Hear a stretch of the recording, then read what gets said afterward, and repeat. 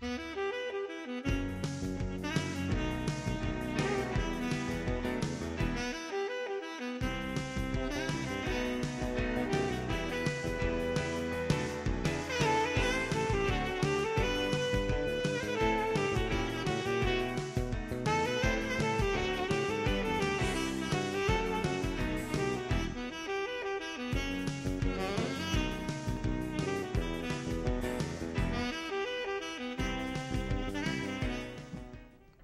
hope your day is a good one.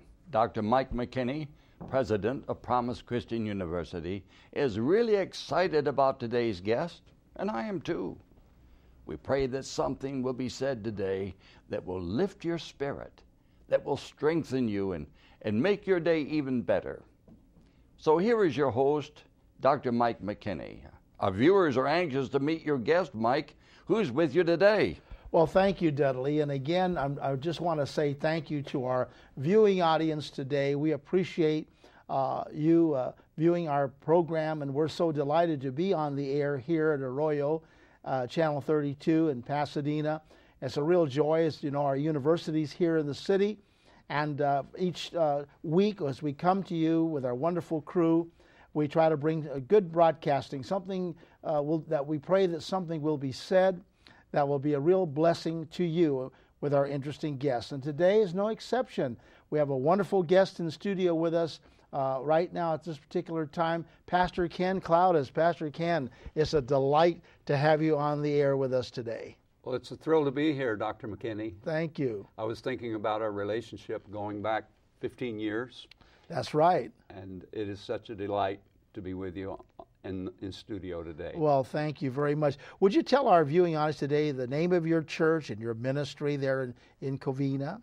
It is called Community Christian Center, and we've been there soon be 35 years. My goodness. We founded the church, and as a matter of fact, we will be establishing another Community Christian Center in Baldwin Park starting the 1st of January. Wonderful. And we have a church that we established in Hesperia, about 10 years old now. They're totally self-sufficient, so that's been a blessing for us. Right, and I'm glad to have known you these 15 years. I like to tell our viewing audience that Pastor Ken is one of the leading pastors in the San Gabriel Valley, and quite a leader in his own right. And it's just great to know that your church has been there in Covina for 35 years. I imagine that time has gone by very quickly. In a lot of ways it has. In some ways it seems like a very long time ago. I can imagine. Yeah, I had hair when we started. I see. Wow. Not that church affected you in any way. Not that I haven't wanted to pull my hair out. No, of course not. No. I tried to avoid that from time to time. Right. No, it's been a wonderful experience. Right. I was practicing law when we started. Yes, I was going to ask about that. Yes. You're also an attorney besides being a pastor. Yes. And how did that all take place here? Well, I just went from law to grace is the only thing I know. Only thing I know. No, I was practicing law and being involved in people's problems.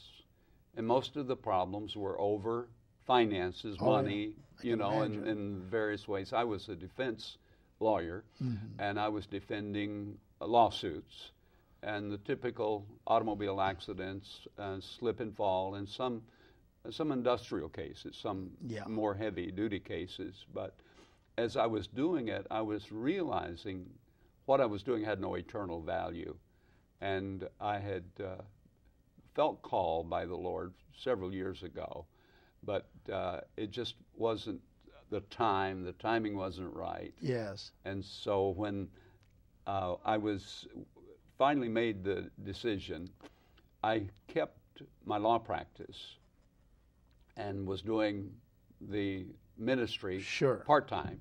Yeah. And the law practice part-time. And then finally the Lord spoke to me and said, I want you full-time. And it was a hard decision for us to make. I can imagine. Particularly hard for my wife. here she helped you through law school. She did indeed. And thinking that, well, now he's established, he's a lawyer, he's got his wonderful practice, and all of a sudden now you feel this call of God. That's right. To become a pastor. What was Sandy's reaction to all this? Well, she was very insecure about it. And it has since proved to be, we haven't lacked for anything. Oh, no. Anything at all.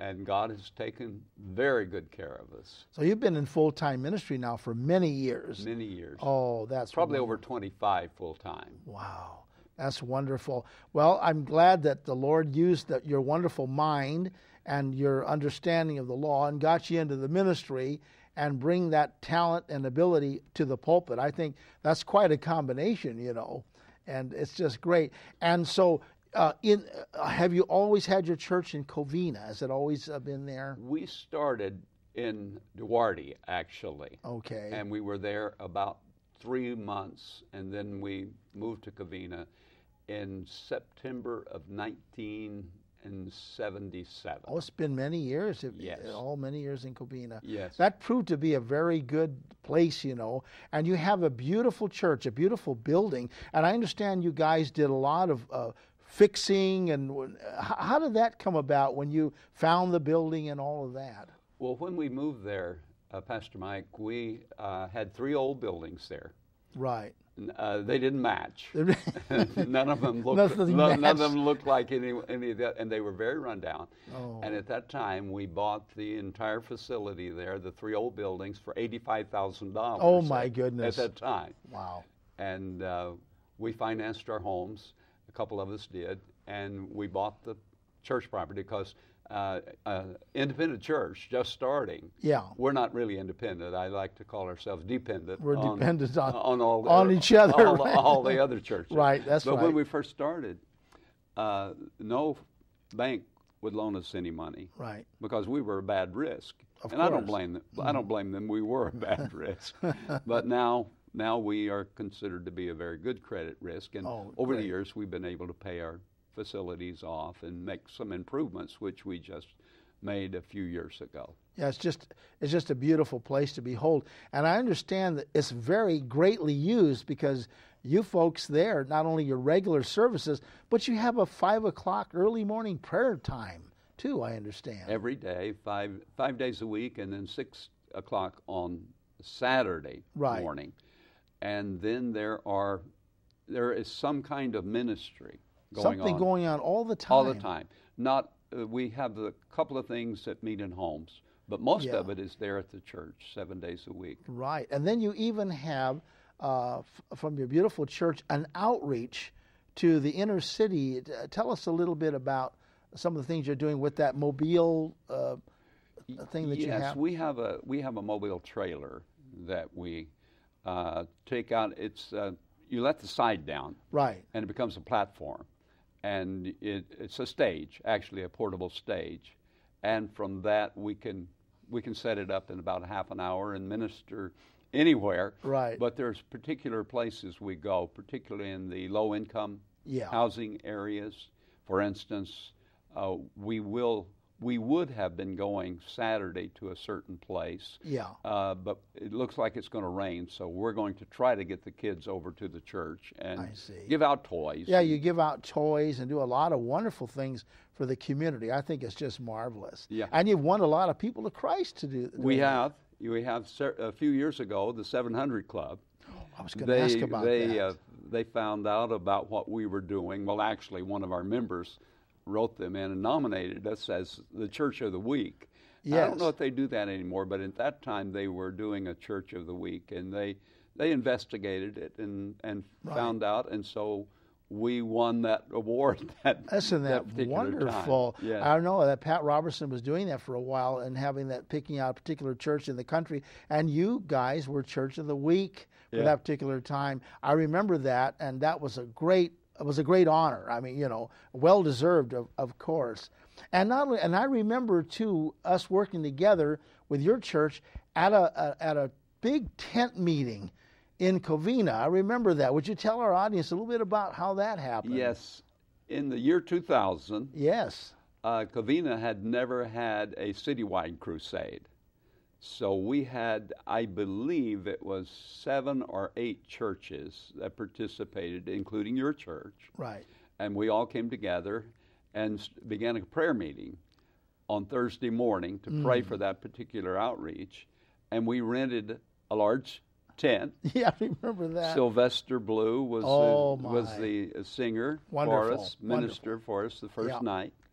And the local paper came out, the Tribune actually. Yes. The San Gabriel Valley Tribune came out and did a feature story on it, because I think it was unique because Covina had never had such a citywide crusade before with other churches participating. Right.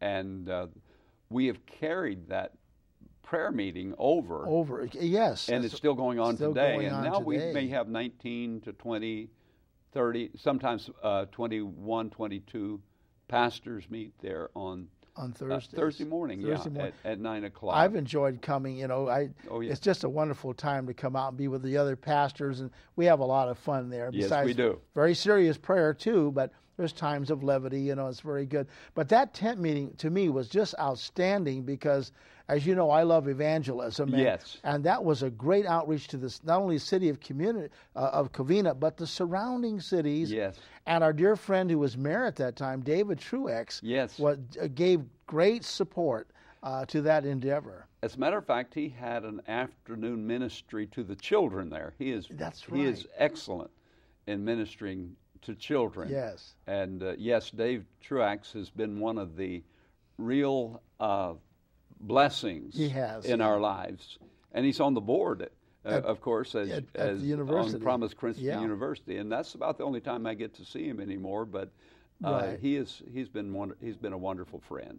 Well, and Pastor Ken, you're also on the board at Promise Christian University, and we appreciate having you to be part of the university. And you've been such a great support to us and to Adele and I personally, as well as professionally in ministry and with the university. So we thought, well, we were selecting our board, and we thought, let's have Pastor Ken be on the board. We're just delighted that you accepted. You've been with us for several years now. Well, it's been a great honor, Dr. McKinney, to be on the board of Promise Christian University. And I believe the university, as it's growing, spreading out, our best days are ahead of us. Oh, amen. I'm believing that with all my heart. God's opening wonderful doors of opportunity for the university, not only at home, but now abroad. And we're looking into that right now, the expansion through the online program and all the different things that are taking place. But we appreciate the opportunity to reach out and train, equip God's leaders for this 21st century. I've always seen Promise Christian University as an opportunity for smaller churches like ours that don't have any denominational affiliation as such, like the Foursquare, for instance. Mm-hmm. They have their own place, like Bible College, wonderful, beautiful college, beautiful place. Yes, and the Assemblies of God. Yep. They have their own. Mm-hmm. I believe it's called Vanguard University. now. Yeah, it's become a university. And then, of course, the major denominations all have their particular place where the people can go. Yeah. And at some expense, by the way. Oh, yes, yes. But Promise Christian University, I think, is unique in that they provide an avenue for churches like ours that don't have a particular place to send their students. And I believe that's the role that God uses for Promise Christian University. And I have always been so impressed by the quality of the board and the staff. You know, many of the denominational schools, they have had to compromise to some extent. I'm not referring to either one that I just referred to. No, I know. To get doctors on staff.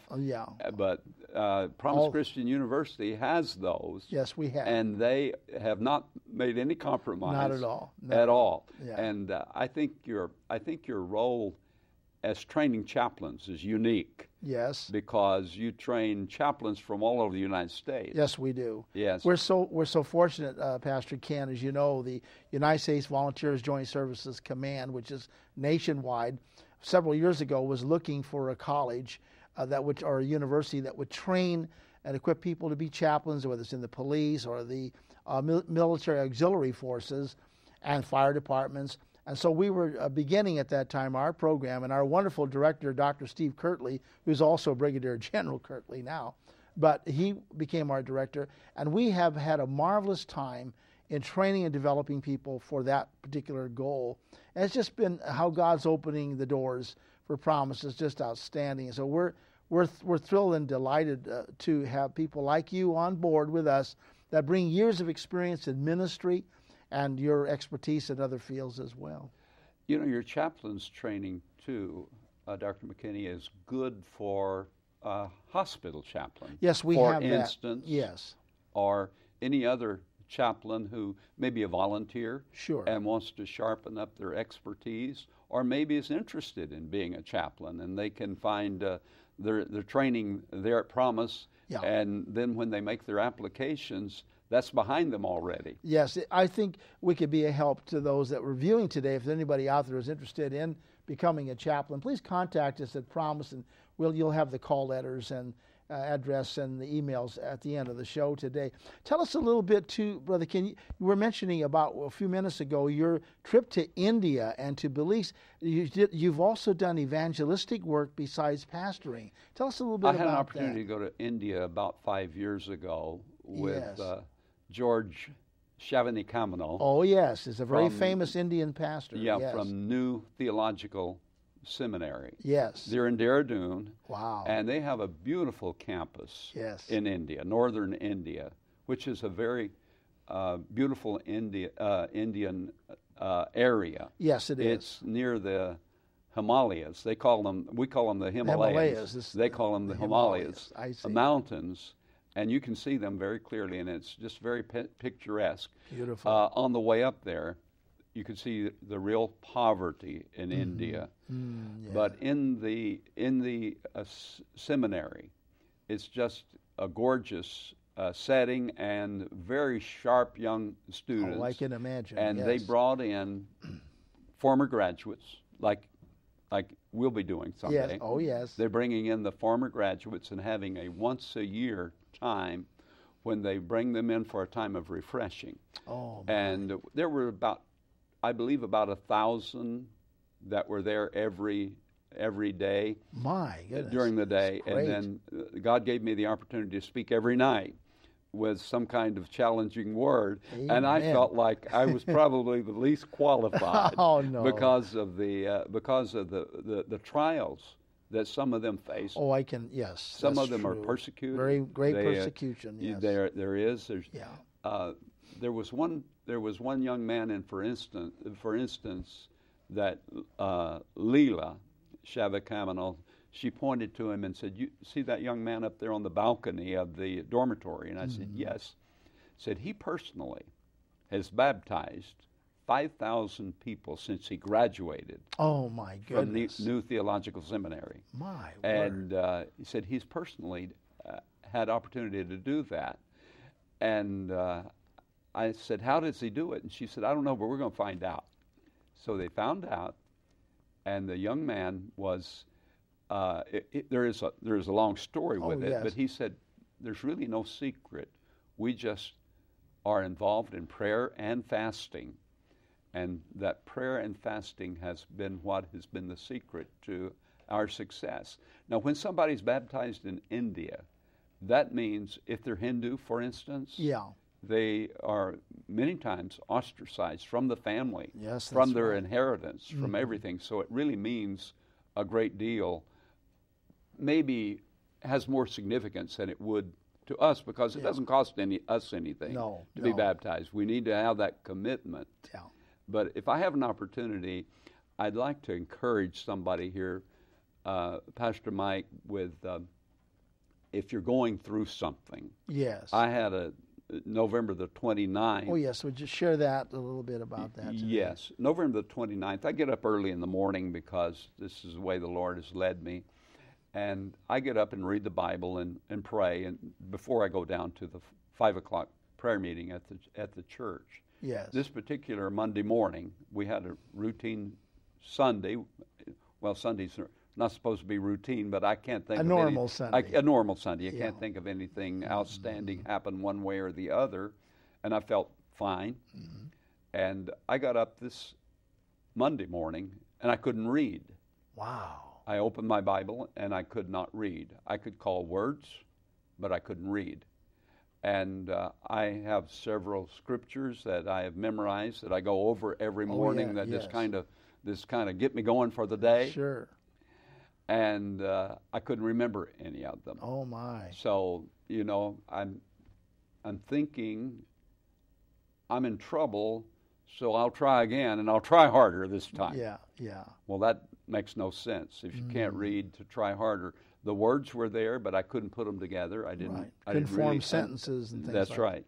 So there's a lady in our church that I know also always comes to the 5 o'clock prayer meeting by the name of Martha. Yeah. And I call Martha, and well, first I call my wife, and I said, "Honey, I'm in some trouble out here because I can't read." Oh my. And my memory is all but gone.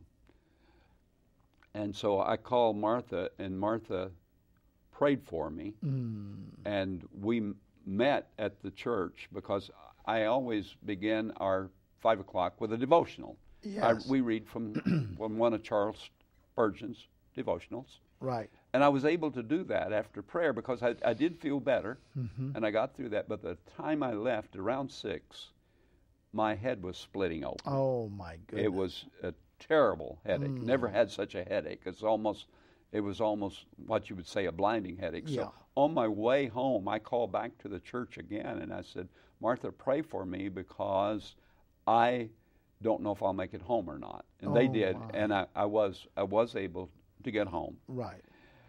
And by that time, we have a blood pressure monitor because I've had some other health issues, heart trouble back in the 90s. Yeah. And we have a monitor, and so I took my blood pressure on the monitor, and it was 222, I believe. Very high. Oh yeah, very high. I had written in my journal, I cannot read, I cannot remember, Lord, I need help. Wow. And that was the only prayer I prayed for myself. That was the right prayer, wasn't it? Well, I really think it was the intercessory prayers of God's people that brought me through. But I called my son, and by 7 o'clock he was there, my son Mark. Yes. And he took me to the hospital, and he wasn't real familiar with where the hospital was. But by that time, I could hardly remember any of my grandchildren's names. I see. And we have a little dog. Yeah. And I couldn't remember her name, and that bothered me because she was always right with me. Yes, of course. And I couldn't remember her name. And when I did remember it, it didn't seem right because her name is Bambi, and I thought, Bambi's not right because we named our dog after a little deer. Right. And right. Not relating Bambi and a little deer together. Well, Pastor Ken, when did your memory start to come back? When? Well, by the time I got to the hospital, I was worse. Okay. And I could remember certain things, but it didn't really make sense. Okay. But for instance, I told the doctor, he asked me if you had any surgeries or anything, and I said in the late 90s I had stents. Yeah. No, I had these metal things put in my heart, and he said stents. Okay. And I said, no, they weren't stents. They were these metal things. And my son said, Dad, they were stents. And I argued with him. You were, you could see the condition. In the next couple of minutes, could you share? Okay, you won't. I'll shorten this. About 3 o'clock in the morning, after tests and the MRIs and everything they put me through, I woke up, and I felt I was healed. Wonderful. Or better. Wow. So I thought I think I'll go see if I can go over some of these scriptures. Yes. And I was able to go over some long scriptures. The Lord. And I knew I was well. Isn't that wonderful? I was totally well. And the nurse came in, and I told her, I said, "Nurse, I feel so much better. I thought I had a stroke." And she said, "We all thought you had a stroke too, but I was totally well." You were totally well. And I was released that day. Wonderful. And my memory is totally restored. Well, it certainly is, and you've done so well on the program today. Pastor Ken, we want to thank you again for being our very special guest and being part of our not only our university, but part of our lives. So we appreciate you and love you and Sandy's so very much. Thank you and so thank much. you for being on the show. Thank you so much. You've been a very dear friend. Oh, thank you. Thank you. Well, again, Dudley, we're delighted with our guests. The Lord's been so good to us and kind to us and allowing us to have wonderful people as Pastor Ken Clowdus was with us today. Praise the Lord for that. Well, Mike, you've done it again. Thanks. Promise Christian has made my day, and I trust yours as well. I pray this once-a-week broadcast is a highlight of your week, and that it has blessed you today. I very much appreciated Mike's guests, and hope you did too. If you did, give us a call at 1-888-723-6233. Or if you prefer, mypcu@aol.com. So until next week, continue to be strong in the Lord. He's your helper. He's willing and able to carry the load that sometimes seems too heavy for you to bear. God bless you today and always.